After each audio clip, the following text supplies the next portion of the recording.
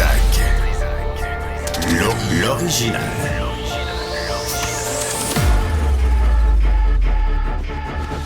Du Trisac. Votre plaisir coupable. Regardez ça comme c'est beau. On vient de changer d'angle. Hein? Il y a Daniel qui nous a écrit pour dire « Je suis déstabilisé de voir Benoît là. » C'est le but, à chaque jour, essayer de vous déstabiliser. Bonjour, bienvenue à l'émission. On est mercredi, quelle date qu'on est? On est le 29 janvier. 29, bonjour. Salut Ben. Vous avez mis votre face de télé. J'ai ma face de télé. Toute maquillée. Salut, bonjour. Ça change. Merci aux maquilleuses et aux coiffeuses. Aux anges de la rénovation. Aux anges de la rénovation. Oui, c'est comme ça qu'on les appelle. Et de l'entretien. Oui, de l'entretien. Bon, parfait. Il y a dans le Journal Montréal aujourd'hui ce gros texte, la FTQ Construction, du scotch à 55$ le verre, c'est des orgiaques, des dîners orgiaques qui finissent plus. Ça boit ce monde-là de la construct, c'est pas des farces. Savez-vous qui? On reçoit vers 1h moins quart, Ken Pereira, qui avait dénoncé les comportements, les dépenses de Jocelyn Dupuis, qui était aussi à la FTQ Construction. On va lui parler à 1h moins quart. Aussi, à midi, soyez là. Si vous avez des problèmes avec votre voiture, on a un invité qui a des problèmes avec sa Subaru électrique qui chauffe pas l'habitacle. Il y a des problèmes avec le concessionnaire, avec Subaru. On va essayer d'encadrer ce qui se passe. D'abord, c'est quoi le modèle? Est-ce que c'est vraiment un citron? Et qu'est-ce qu'on peut faire avec Charles Tanguay, Office de la protection du consommateur? On va faire ça à midi. On va parler de la famille de Trivilly dans un instant, qui est avec moi, Caroline Guindon aussi. Ce psychodrame, ce mélodrame avec la STM, la Société de transport de Montréal. Éric Caldwell, un beau bonjour. Restez chez vous, restez cachés. Ça ne nous étonne plus. On fait ça dans un instant. Tout d'abord, on va joindre Émilie Laure, qui est porte-parole au ministère des Transports. Madame Laure, bonjour. Bonjour. Tout le monde là, aujourd'hui est pas de bonne humeur avec vos services là, au ministère des Transports, au MTQ. C'est bloqué 1 heure, 1 heure et demie, 3 heures pour se rendre au travail. Qu'est-ce qui se passe sur les routes? Là? Comment ça, vous n'avez pas déjà commencé à mettre les déneigeuses sur la route? Ben en fait, moi, on me dit que tous les déneigeurs étaient tous sur le réseau aujourd'hui. On a eu une fine neige qui a tombé en heure de pointe le matin, et ça, c'est toujours un désastre sur les routes. On le sait, habituellement, les gens se promènent, là, prennent, par exemple, un 15-20 minutes, une demi-heure pour se rendre au travail, où là, on doit faire à se rendre, puis ça prend toujours 2 fois plus de temps. Cette petite neige-là, combinée au fait que les températures sont extrêmement froides, fait en sorte que les fondants qui sont appliqués n'ont pas le même fonctionnement qu'habituellement. Et puis, ce qui cause évidemment là beaucoup de glissage ici et là. On le dit, là, la neige était très glissante ce matin. Il y a des camions qui ont eu de la misère à monter certaines côtes à certains endroits, étant donné les conditions météorologiques là, qu'on a connues ce matin. OK, mais à quelle heure sont sorties les déneigeuses, les saleuses? Moi, j'étais sur la 132 à 6 heures, puis il n'y avait rien de fait, là. C'est 24 heures sur 24, 7 jours sur 7. Ah, Dès ouais. qu'il commence à avoir des précipitations, tout ce beau monde-là est sur le réseau. Évidemment, c'est en circuit. Si vous les avez pas vus, ça veut pas nécessairement dire qu'ils n'ont pas passé. Parfois aussi... Non, madame Laure, parlez-moi pas comme je suis un sans-dessin. L'autoroute était embourbée, là. C'est pas parce que je les ai pas vus. C'est parce qu'il y avait de la neige sur l'autoroute, puis ça avait pas été ramassé, puis il y avait pas de sel. C'est pas parce que je les ai pas vus. Comme je viens de vous le dire, ça fonctionne pas dans les températures qu'on a vues. On peut en épandre, mais le fonctionnement n'est pas le même que lorsque les températures sont en bas de -12. Puis ce matin, on avait des températures qui étaient beaucoup plus froides que ça. Alors même si on épandait du sel, tout ce que ça fait, c'est que s'il n'y a pas assez de circulation, ça regèle au même moment où on l'a quasiment épandu. Puis à ce moment-là, quand vous arrivez, vous arrivez sur une chaussée qui est glacée. OK. Évidemment, oui, allez-y. Non, mais donc, il faut ralentir, puis il faut prendre son mal en patience. Mais 1 heure et demie, puis aussi à Montréal, puis ça relève pas de vous, là. On va pas vous accabler de tous les maux du monde. Mais à Montréal aussi, là, c'était bloqué, puis c'était pas déneigé. Là, l'opération continue, j'espère? Oui, l'opération continue. On voit un réchauffement un peu des températures, si on peut dire. Là, on est plus avoisinant le -12. Ce qui veut dire que là, les fondants font un meilleur travail. Okay. Et puis là, on va être capable de dégager notre réseau. Évidemment, s'il arrête de neiger, mais évidemment, c'est une petite neige comme ça toute la journée. Moi, je vous dis, là, l'heure de pointe du soir sera surveillée également. Bon, toujours des bonnes nouvelles. Merci. Émilie Laure, porte-parole du MTQ. Merci à vous. Au revoir. Ça fait plaisir. Au revoir. Salut. Bon, rien à faire. ça ne change rien. Il y a Caroline Guindon qui est avec nous, citoyenne de Rosemont, la petite patrie, qui est une alliée de Trévily, citoyen, qui va être bientôt exproprié par la STM, la Société de transport de Montréal. Monsieur Lee, Mme Guindon, bonjour. Bonjour, monsieur. Approchez-vous du micro qu'on vous entende bien. Là, on va faire une mise à jour parce que les gens nous écrivaient pour savoir ce qui vous arrive à vous, à votre famille, à vos parents, à votre soeur. On sait que la STM vous a envoyé là, une annonce comme quoi vous allez être expulsé. C'était prévu en janvier. Là, ça va être en juin. C'est ça, pour le 30 juin. Pour le 30 juin. OK. Oui. Est-ce qu'il y a eu d'autres communications avec les STM? Est-ce que le dossier a évolué? Jusqu'à date, non, parce que à toutes les fois, quand on va dans les conseils d'agglomération, bien même à l'hôtel de ville, même si on a posé des questions, mais on a dit allez aux consultations, puis c'est à peu près ça. OK. Puis sont où les consultations? Les consultations, il n'y en aura pas de nouvelles avant le mois de mai, avant qu'ils finissent le rapport, parce que la date a été prolongée jusqu'au 21 janvier pour que le monde puisse donner leurs commentaires. Mais ils s'en fichent du commentaire du monde. Ça on ne sait pas encore. On va savoir au mois de mai. Oui, c'est ça. Dans quel état se trouvent vos parents, votre soeur? Parce que vous et votre soeur, vous prenez soin de vos parents. Oui. Alors, dans quel état d'esprit physique ils sont en sachant qu'en juin, ils doivent sortir de leur maison? Il y a personne qui est heureux. Ma mère est dépressive, puis des fois, elle regarde comme dans le vide, là, parce qu'elle y croit toujours pas. Mon père, lui, c'est ceux qui est déprimé, là, il marche pas droit, là, il marche comme plié. Là. Ouais. Puis c'est tendu, là, parce que on se dit que c'est impossible, tu sais. Il y a... on avait vérifié, on s'était parlé, M. Lee, puis vous m'aviez dit, on vous a offert 566 000 pour votre duplex. Nous, on a fait vérifier par Yannick Parent, qui est agent immobilier, puis il disait, vraiment, là, c'est en bas de la valeur. Il disait 46 duplex à l'époque dans l'arrondissement était... il y en a 46 à vendre à l'époque. Il y en avait 4 en bas de 600 000, 33 à partir de 750 000, puis 29 à 800 000 et plus. Oui. Vous faites fourrer, là. Je pense que c'est carrément, là, parce que maintenant, si vraiment on veut nous faire partir, c'est comme... déjà, on comprend pas pourquoi. Il dit, ben c'est la loi. Puis en plus, si on te donne quelque chose que tu peux rien trouver, c'est pas pour rien qu'on n'a rien trouvé encore...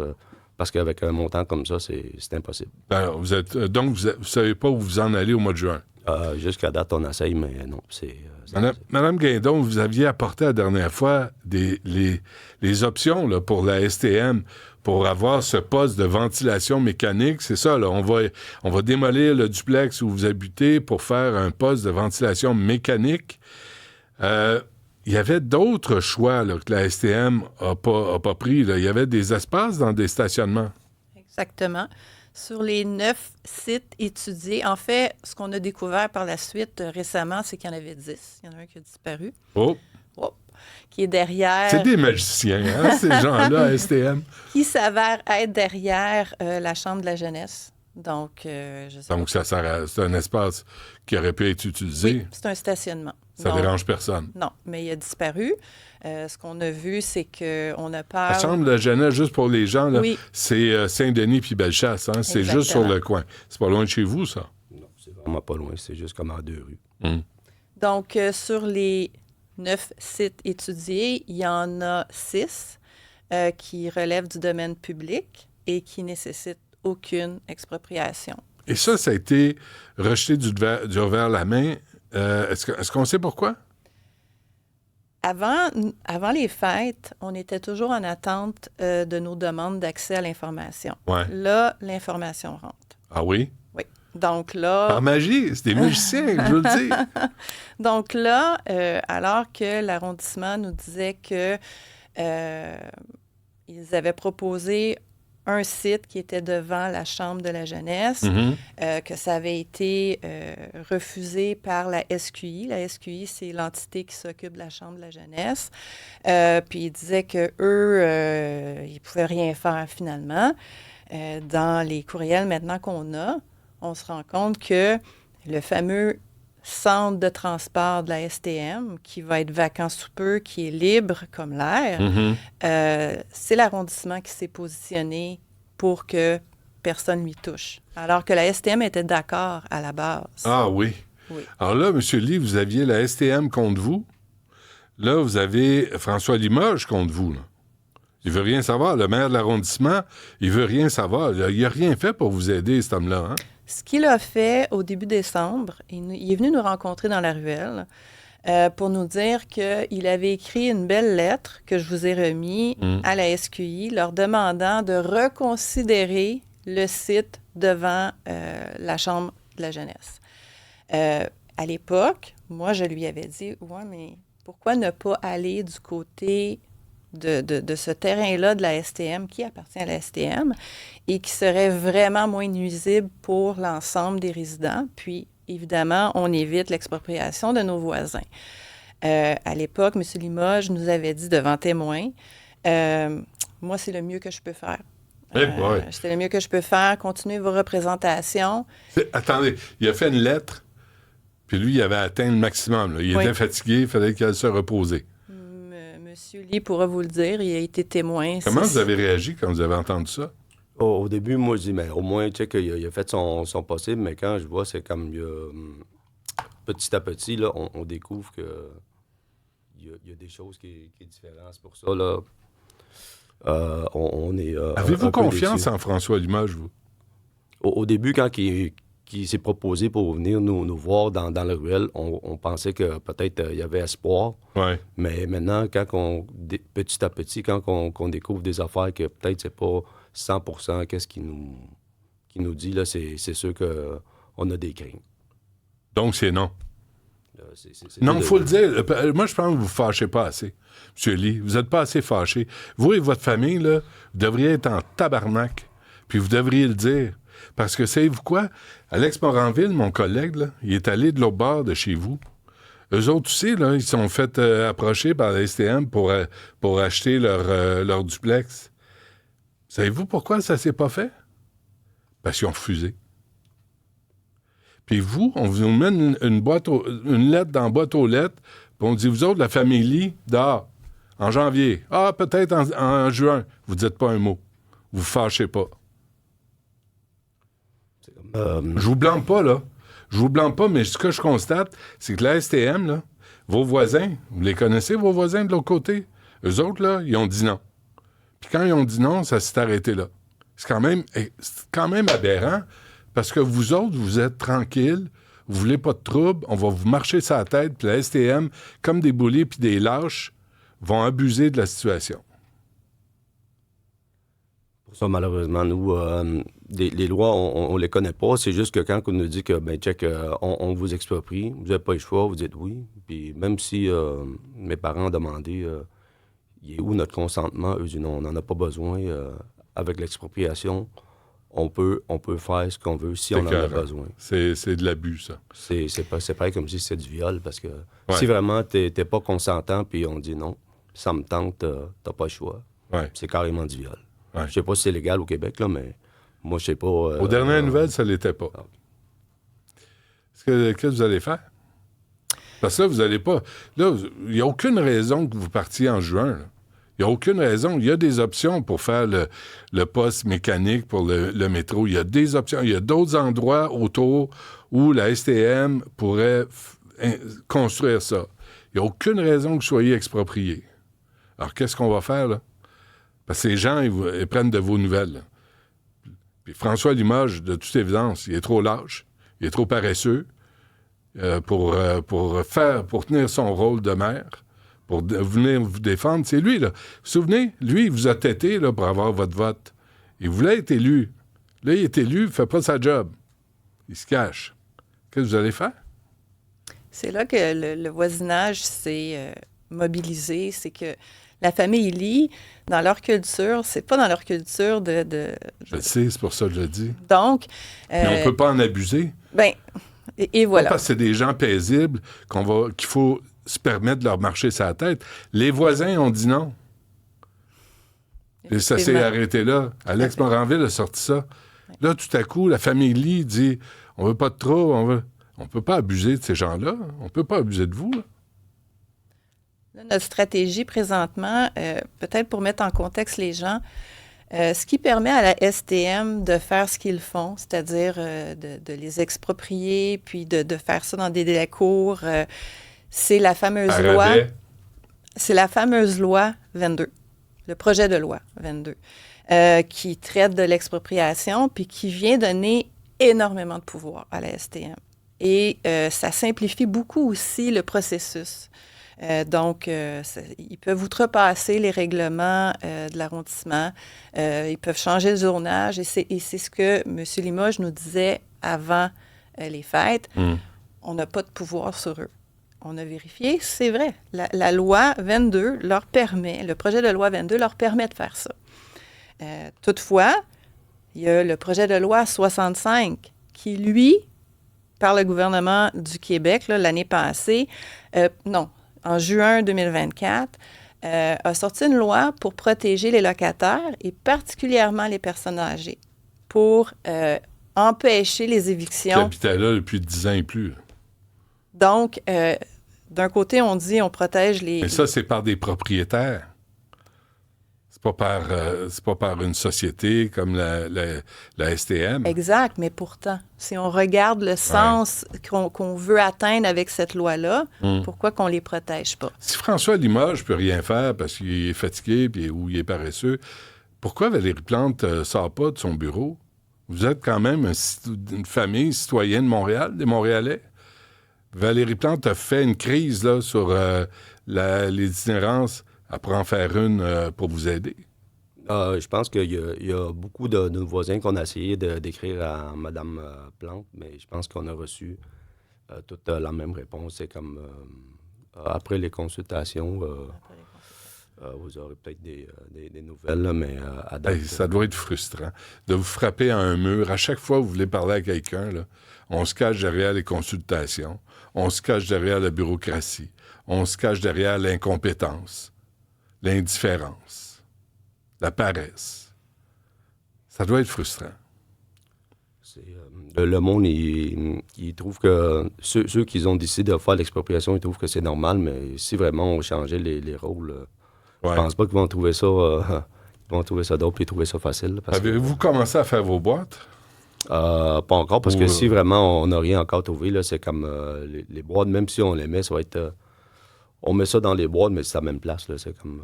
Ça sert à rien jusqu'à temps qu'on doit trouver quelque chose. OK. Fait que c'est quoi la prochaine étape, Mme Guindeau? La semaine prochaine, on fait une plainte officielle à la Commission des droits de la personne. Parce que, je vais le dire dans mes mots, là, il y a 2 articles, l'article 6 et 7. Un qui dit que toute personne a le droit d'avoir une vie paisible et d'utiliser ses biens librement. Et la demeure est inviolable. Pourtant... Ça correspond. Bon. Ceci étant dit, la loi 22 irait contre ça. OK?